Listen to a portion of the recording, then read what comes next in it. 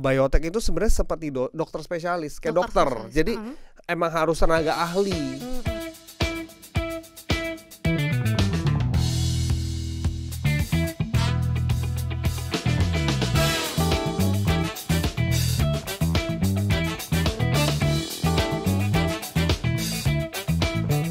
Teman-teman dan Bapak Ibu sekalian, penasaran gak sih kali ini kita akan membahas segmentasi prodi apa? Mungkin tadi aku udah announce sebelumnya bahwa kita akan membahas dari program studi bioteknologi dan dari Fakultas SBTI. Baik, sebelum acara ini dimulai ada pepatah mengatakan teman-teman, tak kenal maka tak sayang. Maka dari itu perkenalkan, nama saya Zata Amandi Bazlin dari program studi Ilmu Komunikasi Unika Atmajaya angkatan 2023. Baik Bapak Ibu dan teman-teman sekalian, hari ini kebetulan aku nggak sendirian di sini. Di sini aku akan ditemani oleh tamu yang super spesial dari studi Unika Atmajaya, yaitu alumni program studi teknobiologi sekaligus dosen dari Fakultas FBTI yang pastinya super keren banget. Ini dia, langsung aja boleh sapa-sapa ke teman-teman dulu. Halo, ini dia Kak Pak Dionisius Subali, SSIM Biotek. Boleh. Halo teman-teman semua. Dulu. Halo Pak, gimana kabarnya hari ini? Luar biasa baik. Luar biasa, kayaknya super excited ya untuk Super excited. mungkin kasih knowledge, kasih insight ke teman-teman Betul mengenai sekali. SBTI atau dikhususkannya di program studi bioteknologi Iya, ya. betul sekali. Oke, aku mau langsung lanjut ke pertanyaannya nih. Mungkin kan tadi aku mau menyebutkan profil dulu ya dari Kak Dion ini. Mungkin sebelumnya aku panggilnya Kak Dion aja. Iya, Kayaknya Kak Dion teman-teman ini masih belum cocok kalau dipanggil Bapak ya. Iya. Oke, jadi untuk profilnya teman-teman, beliau sebagai sarjana teknobiologi Unika Atmajaya, kemudian di Magister Teknobiologi Unika Atmajaya, kemudian beliau juga sebagai student exchange di Catholic University of Korea 10 bulan ya Kak? 10 bulan. Kemudian menjadi dosen nih sekarang di SBTI dari 2019 sampai saat ini ya Kak. Yap. Kemudian pernah menjabat sebagai Kepala Bidang Kemahasiswaan pada tahun 2023 sampai tahun 2024 di program studi bioteknologi. Kemudian yang terakhir, beliau juga research collaboration dengan PT Nutrifood Indonesia. Wow, super keren banget. Mungkin teman-teman di sini sudah nggak asing dengan nama Nutrifood ya Kak. Itu perusahaannya sudah memang besar ya namanya, apalagi mereka sangat terkenal dengan dari program studi bioteknologi juga dan segala macamnya. Oke, aku akan mulai dari pertanyaan yang pertama nih Kak. Mungkin kan Kakak, aku tadi udah sebutin profilnya tuh banyak banget emang di Unika Atmajaya selalu gitu Kak. Jadi memang sudah menjabat lama, menjadi mahasiswa juga, kemudian memutuskan untuk menjadi dosen juga. Kira-kira tuh kenapa sih Kak awalnya ya memutuskan untuk kuliah sarjana di Unika Atmajaya? Oke, ada beberapa alasan ya Zata. Oke, Yang apa pertama, kalau dari alasan saya sendiri, saya itu suka banget sama biologi, tapi nggak mau Oke. jadi dokter. Oke. Jadi akhirnya diputuskanlah prodi biotek ini, gitu ya. Lalu kenapa pilih Atmajaya? Karena waktu itu, dan saya yakin itu pun masih sebenarnya sampai sekarang ya, Atmajaya itu terkenal di program studi bioteknologinya karena sempat mendapatkan rekor muri sebagai program studi bioteknologi pertama di Indonesia. Oke. Kemudian alasan saya juga memilih Unika Atmajaya karena ada Katolik gitu ya. Saya merasa nilai Katolik ini nilai yang membantu saya untuk pengembangan karir saya. Kemudian lokasinya itu strategis juga banget ya? ternyata sangat memudahkan saya untuk kemana-mana gitu ya, di Semanggi, di pusat kota saat itu. Jadi alasan-alasan itulah yang membuat saya udah langsung aja Unika Atmajaya. Oke, berarti Gitu. tadi kan menyebutnya strategis ya. Teman-teman mungkin boleh aku kasih tahu kalau Unika Atmajaya Semanggi itu dekat MRT ya Kak. Betul. MRT dekat Transjakarta juga, Iya. halte TJ, terus dekat juga KRL. Mungkin teman-teman bisa ke Palmerah atau segala macam, dan di Unika Atmajaya yang di BSD juga ya, dekat stasiun di Cisauk. Itu bisa jalan juga teman-teman, memang sangat strategis ya Kak. Jadi kuliah-kuliah di Unika Atmajaya ini memang lokasinya sangat strategis sekali. Oke, Iya. lanjut di pertanyaan kedua nih Kak Dion. Apa kira-kira yang menjadi mungkin hal yang menarik dari biotek Atma selain di biotek di universitas lain? Oke, yang pertama yang aku lihat itu pertama Oh, laboratoriumnya. laboratoriumnya. Jadi pas aku kesini dan langsung hands on dengan alat-alat yang ada di lab, itu yang membuat aku tuh makin jatuh cinta untuk waduh kayak biotek deh gitu ya. Karena Oke. bener-bener apa ya? Karena bisa kayak ilmuwan yang di film-film gitu loh. Oh iya iya Yang iya. bener-bener nyobain apa lalu menemukan apa gitu. Eksperimen gitu ya, Kak? Eksperimen iya, dan bukan eksperimen di SMA ya gitu Iya ya. iya iya. Jadi memang yang lebih dalam dan project ini menghasilkan sesuatu yang punya dampaknya gitu loh. Dampaknya macam-macam ya. Kalau aku mungkin sedikit cerita gitu ya. Boleh. Pas dulu S1 tuh yang membuat aku tuh makin oh ya ini beneran kayak gini nih biotek gitu ya. Aku riset pakai tikus gitu ya. Tapi tujuannya untuk membuktikan pemanis buatan dan gula alami itu tuh sebenarnya beneran lebih baik pemanis buatan gak sih? Atau ada orang yang bilang pemanis buatan tuh lebih jahat Daripada yang alami gitu ya. gitu kan. Jadi akhirnya aku coba tuh bareng PT Nutrifood waktu itu. Oh, jadi itulah research Gitu. yang tadi aku sebutin. Dan Oke. harapannya itu bisa membantu orang-orang yang khususnya di Indonesia kan penderita diabetesnya cukup tinggi. Iya, Nah, bener, itu makanya mengarahkan sebenarnya harus bagaimana. Dan Hmm. ternyata nggak terbukti tuh kalau yang Oh, pemanis buatan itu dikonsumsi dengan bijak gitu ya, sesuai takarannya itu nggak apa-apa. asalkan tahu takarannya ya, dan Kayak tidak gitu. terlalu banyak gitu, Kak. Betul. Oke. Berarti tadi kan Kakak researchnya tuh mengenai yang tadi gula, terus buatan Ke arah sama kesehatan, nutrisi arah gitulah. Tapi kalau misalkan yang kan ada juga ya, Kak, kayak tumbuhan. Itu kalau tumbuhan tuh seperti apa research kayak misalnya hayati gitu-gitu? Oke, nah itu juga yang menarik juga yang membuat salah satu ya alasan kenapa aku jatuh cinta. Jadi waktu promosi gitu ya, Unika Atmajaya khususnya Prodi Biotek itu selalu membawa tanaman dalam botol. Oke. Nah, aku tuh awalnya tanaman apa ini tuh, Kak, kalau apa boleh ya? tahu? Macam-macam. Oh, Jadi macam-macam. ada tanaman hias, ada juga kayak nanas, gitu, kentang, Oh. mawar, anggrek. Jadi dibawa sebagai sebagai Sampel. sarana gitu, Oh, sampel atau sarana edukasi.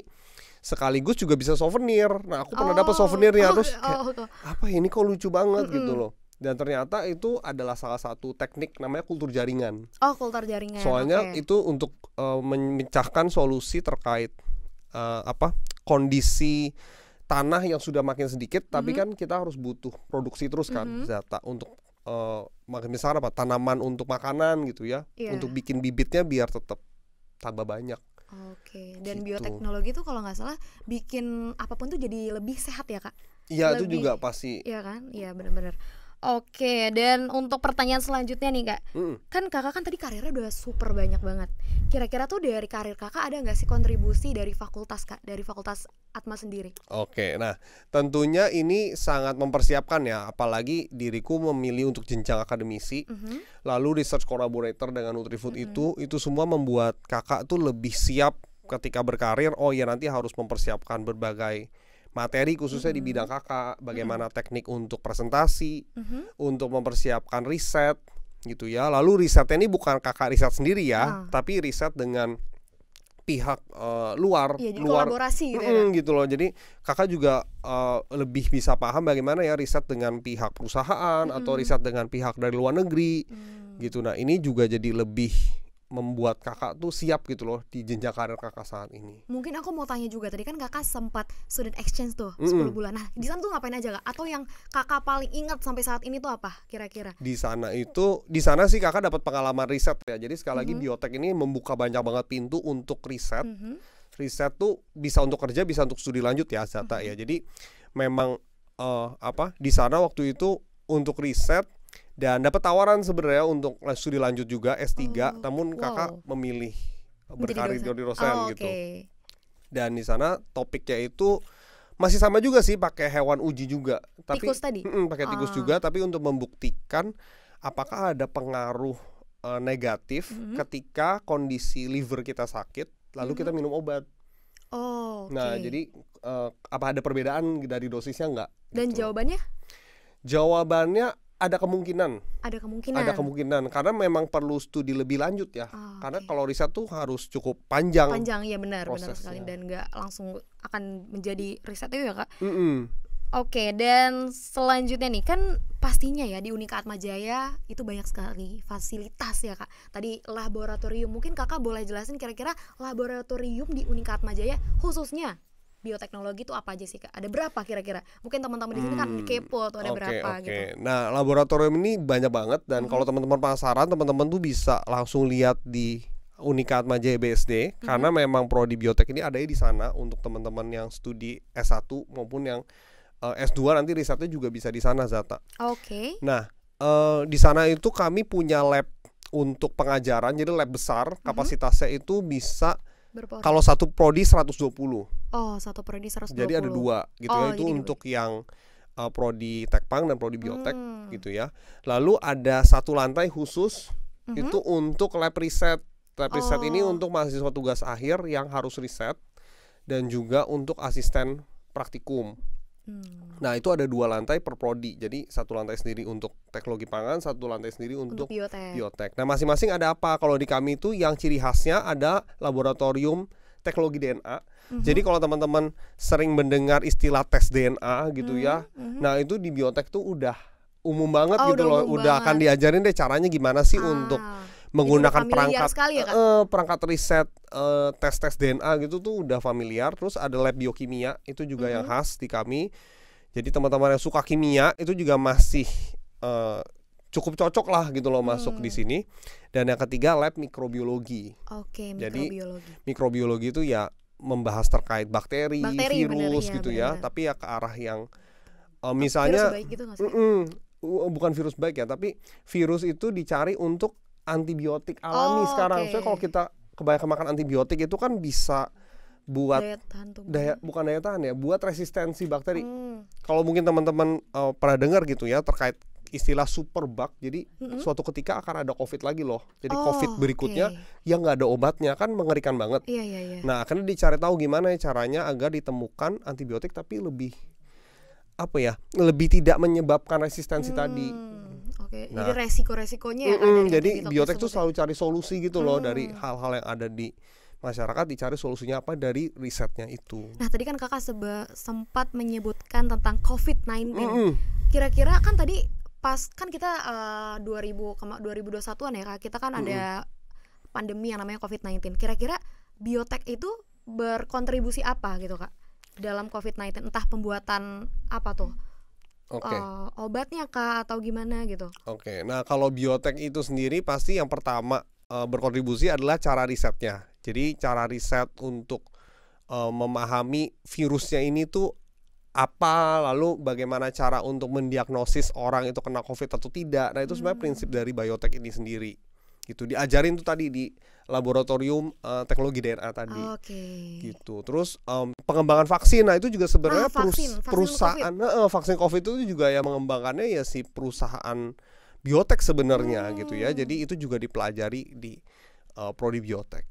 Baik. Mungkin tadi kan udah Kak dari fasilitas, dari lain sebagainya. Mungkin sekarang aku mau tanya, tenaga pengajarnya Kak di Unika Atmajaya itu seperti apa sih? Kan mungkin teman-teman di sini mungkin yang masih SMA masih mikir kayak dosen-dosen tuh kayak gimana sih, sama gak sih sama guru-guru kita yang di sekolah gitu. Itu gimana Kak tenaga pengajar di Unika Atmajaya? Nah yang pasti tenaga pengajarnya asik-asik, soalnya udah sudah banyak jiwa mudanya gitu ya. Lalu apakah seperti guru? Kakak rasa enggak ya, karena kalau udah di level kuliah itu sudah bisa kayak teman gitu loh. Jadi bisa diskusi banyak hal gitu ya. Lalu bisa sama-sama mengembangkan topik riset yang memang teman-teman suka gitu ya. Jadi bisa saling membantu gitu. Jadi kalau teman-teman punya ambisi nih, aduh aku seneng banget nih sama topik riset yang terkait molekuler. Nah nanti bisa deketin dosennya, bisa ngobrol, nanti bisa project bareng. Bisa project bareng. Kira-kira ada nggak mahasiswa yang lagi project sama kakak dosen juga nih? Ada. Nah projectnya yang sama-sama suka terkait nutrisi. Jadi kalau kakak itu lagi ngembangin pemanfaatan dari kombucha. Kalau pernah dengar, kombucha itu minuman fermentasi dari teh. Nah, tapi ternyata ini bisa di elaborate menjadi produk untuk olahragawan. Untuk minuman ini bukan ya biar? Nah, kan kalau bentuk minuman gak praktis ya, karena kalau orang mau olahraga harus nyeduh-nyeduh gitu kan. Iya, kan biasanya sekarang tuh ribet. Nah, akhirnya dibuatlah satu bentuknya permen. Permen gummy. Gummy tapi bukan yang keras berarti, bukan yang keras. Yang kayak Yupi gitu ya. Nah yang satu lagi itu yang sport gel. Sport gel itu mungkin yang sering kali dikonsumsi ketika orang lari. Oh oke. Kayak Jadi gitu. lebih efisiensi gitu ya Kak? Iya, nah bagaimana kakak memasukkan si kombucha ini di 2 produk tersebut? Oke. Gitu. Karena Dan- memang dari berbagai hipotesis riset, Mm-mm. si kombucha ini ternyata punya potensi loh untuk mendukung performa olahraga. Oke. Tapi Begitu. itu kira-kira dijual nggak Kak? Sebenarnya kalau di luar negeri tuh udah banyak pengembangan produk kayak gitu, cuma Oh, oke. di Indonesia tuh masih agak kurang ya. Jadi kakak masih riset dasar dulu. Harapannya sih kalau nanti berpotensi bisa dapat hak paten, bisa jurnal, bahkan ya mungkin bisa diproduksi ya. Gitu. Kalau nanti mahasiswanya pengen nerusin gitu, itu bisa banget. Tapi Kakak sendiri konsumsi juga kalau misalkan Kakak olahraga atau gimana? Kalau itu terbukti ya bisa aja kakak Oke. konsumsi gitu. Oke. Gitu. Oke, selanjutnya nih Kak. Tadi kan udah banyak sekali dari bioteknologi ya yang memang dari pengalaman kuliahnya udah super oke banget. Cuman aku pengen tahu kira-kira kan dari dunia kuliah kan pasti akan loncat ke dunia kerja ya Kak. Dan itu pengimplementasikannya gimana Kak ke dunia kerja dari si program studi bioteknologi itu? Oke, implementasi yang sangat jelas itu ya, satu adalah cara untuk analisis jurnal, analisis berbagai informasi-informasi ilmiah yang ada itu di apa ya, ibaratnya kita lebih siap lah untuk menyaring, membuat intisari, mengambil satu keputusan, kesimpulan itu bisa lebih siap. Lalu menyiapkan presentasi tentunya sekarang penting banget untuk bisa mengkomunikasikan bahasa sains, bahasa jurnal gitu ya, yang kalau dibaca orang awam tuh susah. Iya. Nah, makanya ini tugasnya gimana membahasakan itu sehingga Lebih orang awam sederhana gitu. sehingga orang awam tuh bisa lebih paham. Lalu selain itu ya tentu untuk mempersiapkan proyek riset ya, proyek riset baik di luar negeri maupun dalam negeri yang tadi saya udah sampaikan sebelumnya, itu juga dipersiapkan. Dan sebenarnya di sini juga belajar yang pertama juga untuk saling sharing ya, saling sharing, kerjasama itu mau nggak mau tetap harus ada, soalnya kalau project di lab itu harus tim. Jadi nggak mungkin sendiri. Kalau sendiri nanti cukup sulit gitu loh, atau lama jadi lulusnya. Jadi akhirnya ya itu juga jadi lebih siap lah untuk kerjasama, karena sekarang kerja kan nggak bisa serba sendiri kan. Iya benar. Jadi harus ada bantuan juga ya Kak memang. Untuk pertanyaan dari tadi kan pertanyaan lebih kayak universal gitu ya Kak, lebih umum, lebih kayak biotek banget lah ya. Ya, atau pengalaman pas kakak dulu iya, kuliah gitu kakak ya. Kuliah. Nah sekarang itu kalau kakak menjadi seorang dosen nih, kan kita mau tahu juga ya Kak, untuk dari perspektif dosen, kira-kira tuh kan tadi SBTI itu ada yang tekpang ya Kak, teknologi pangan, sama ada juga yang teknobiologi. Nah itu kira-kira teman-teman di sini mungkin bertanya-tanya, apalagi yang masih sekolah ya Kak, itu perbedaan teknobiologi sama teknologi pangan itu apa sih Kak? Oke, sebenarnya ada irisannya sih Zata ya. Jadi ada hal yang sama-sama satu jalur gitu ya, satu koridor. Pasti ini ilmu dasarnya biologi lalu disupport sama kimia gitu ya. Biologi dan kimia. Cuma bedanya kalau biotek itu sebenarnya berusaha untuk memecahkan solusi yang lebih luas. Jadi tadi tuh ada medis, ada perikanan, ada peternakan, ada pertanian, ada pangan juga bisa masuk gitu ya. Nah tapi kalau teknologi pangan itu spesifik di pangan aja gitu ya, karena memang Indonesia sendiri ini negara yang sangat sangat gencar sekali untuk distribusi pangan, pengolahan pangan. Bahkan sekarang kan program dari pemerintah juga makan siang gratis gitu ya. Jadi bagaimana tuh untuk pengolahan pangannya dan mempersiapkan pangannya. Nah itu semua ilmu yang dipelajari di teknologi pangan ini. Oke, gitu. Jadi teknobiologi lebih banyak sekali yang dibahas, tapi kalau pangan benar-benar pure pangan iya, gitu ya Kak? lebih tajam di pangan. Jadi kalau teman-teman yang pengen terjun langsung ke industri pangan gitu ya, untuk bagian riset, dan masih banyak lagi, nggak cuma riset doang gitu ya. Di pangan itu sendiri tuh banyak cabangan lagi, dan itu teman-teman bisa banget masuk di Tekpang ini. Oke, baik.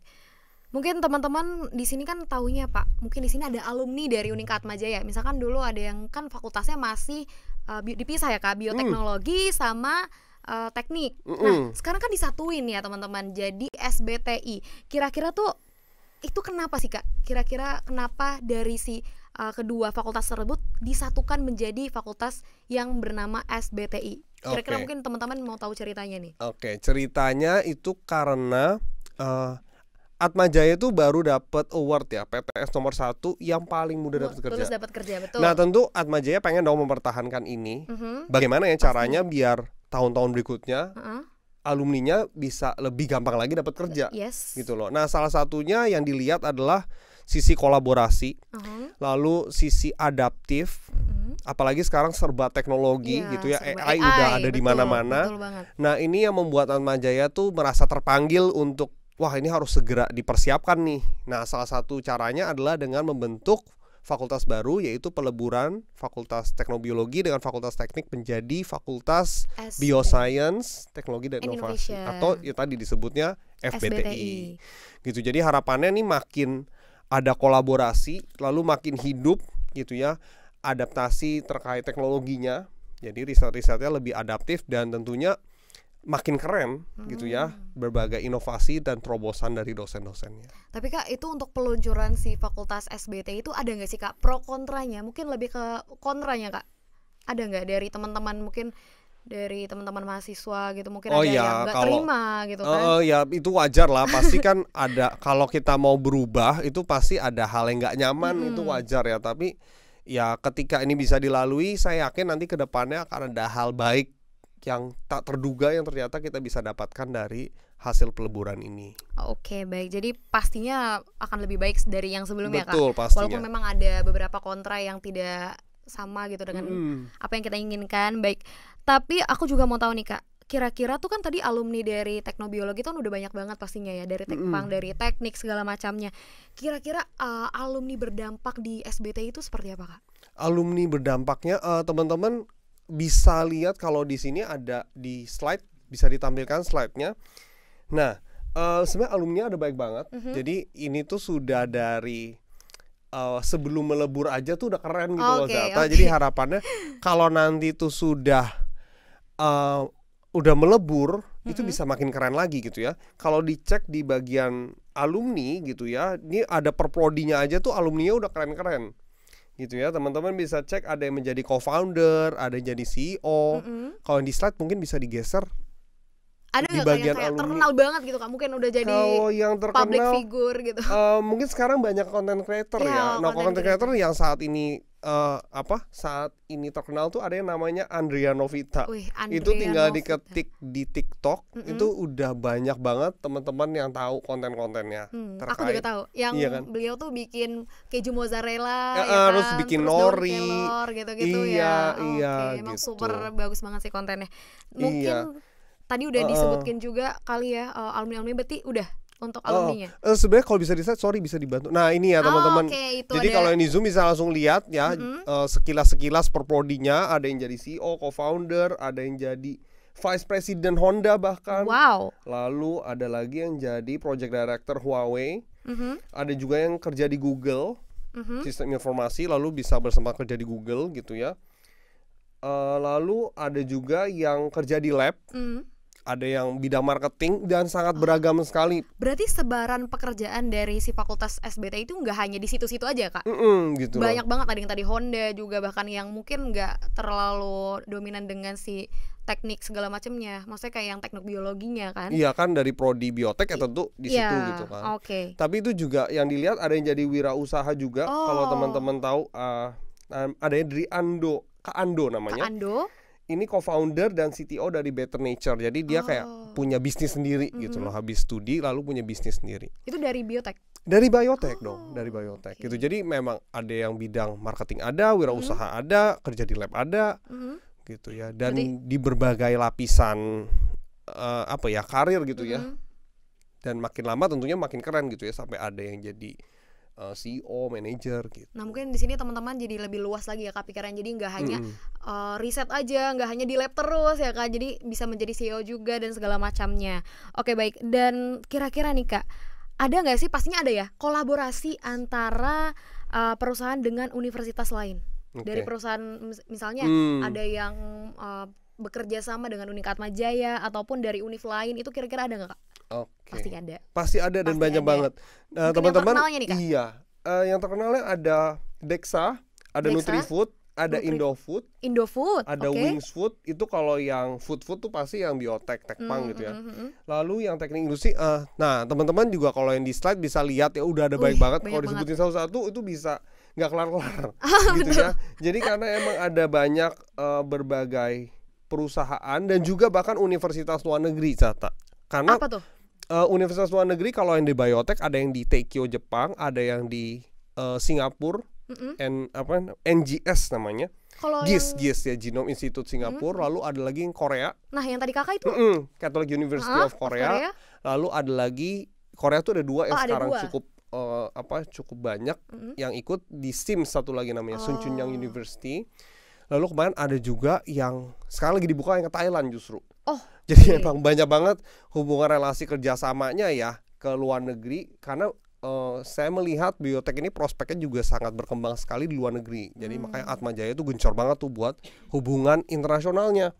Biar studinya tuh jangan cuma di sini, tapi kita dorong buat yuk kalian bisa lewat Atmajaya, kalian bisa mengembangkan sayap ke luar negeri. Betul. Berarti sangat banyak banget, mungkin teman-teman bisa dilihat di slide juga ya.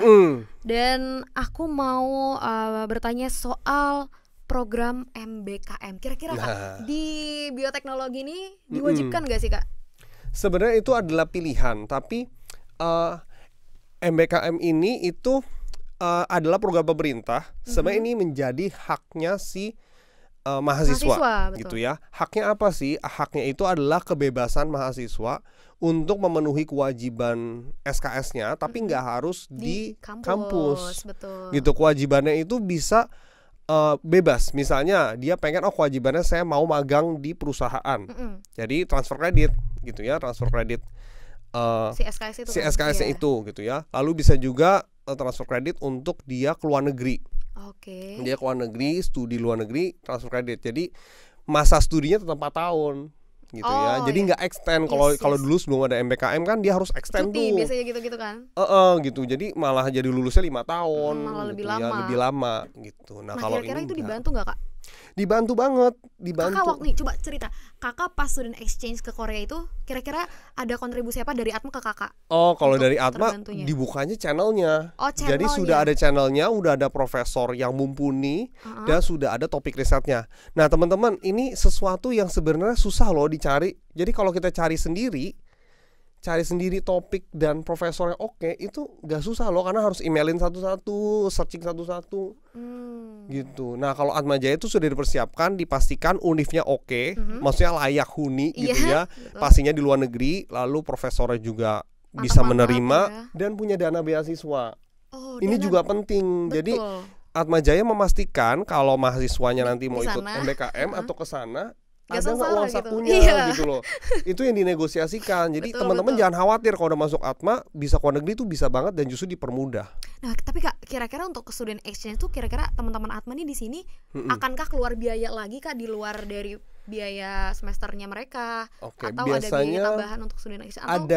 Ada sedikit tapi nggak full lah. Kalau dulu kakak misalkan biaya flightnya masih masih kuat, biaya visa, tapi kan itu tidak termasuk biaya uang saku kakak dapat, lalu biaya riset gratis, lalu akomodasi gitu kan, itu juga udah include. Jadi ibaratnya ya studi bisa di kesempatan luar negeri tapi lebih hemat gitu, hanya sebagian biaya aja kok. Kalau prospek kerja di bioteknologi di negara kita itu seperti apa dan kira-kira tuh worth it gak sih Kak? Nah kalau teman-teman di sini mungkin karena lihatnya biotek tuh seperti sarjana pada umumnya, jadi S1 langsung kerja. Nah kalau kakak justru membayangkannya biotek itu sebenarnya seperti dokter spesialis, kayak dokter. Jadi emang harus tenaga ahli. Nah barulah itu bisa kerja di sininya yang apa ya, yang dapat posisi gitu loh. Sama kayak dokter kan nggak bisa cuma kamu cuma esket lalu jadi dokter kan nggak bisa kan. Maksudnya prosesnya sebenarnya masih panjang lagi. Nah sama halnya dengan biotek juga sebenarnya demikian. Jadi harapannya teman-teman masih perkaya lagi. Jadi habis lulus S1 gitu ya, studi lanjut, pengalaman ke luar negeri gitu ya. Kalau mau pengalaman kerja luar negeri itu terbuka banget gitu ya. Ada banyak kok justru alumni biotek tuh akhirnya yang menetap di luar negeri dan kerja di sana justru gitu. Nggak kembali ke sini, menetap di sana gitu ya. Jadi itu prospek yang bisa di sana. Kalau masih mau di dalam negeri, saran kakak sih perkaya itu ya. Dan di sini tuh sebenarnya juga banyak dengan sertifikasi. Sertifikasi. Jadi banyak sertifikasi, misalkan di bidang gizi, mau sertifikasi nutrisionis, atau pengen sertifikasi di bidang teknologi pangan itu juga banyak tuh spesifikasinya mau apa. Nah itu diambil jadi biar lebih apa ya, lebih memperkaya dan mempersiapkan karir kalian. Mungkin misalnya kalau di sini sertifikasi terkait kopi, kan kita kan banyak bener. kopi ya, bisnis kopi. Jadi ada tuh yang sertifikasi misalkan untuk jadi ahli baristanya misalnya. Jadi ada apa ya, kayak skill tambahan yang memperkaya kalian. Oke, baik. Oke, demikianlah Bapak Ibu dan rekan-rekan teman sekalian dari episode PDKT Pengenalan Kamus dengan Atmadi, program studi bioteknologi dengan Kak Dionisius Subali. Tepuk tangan untuk kita semua. Yeay, udah selesai. Dadah mungkin nggak? Dadah. Bye-bye teman-teman. Bye. See you on next episode.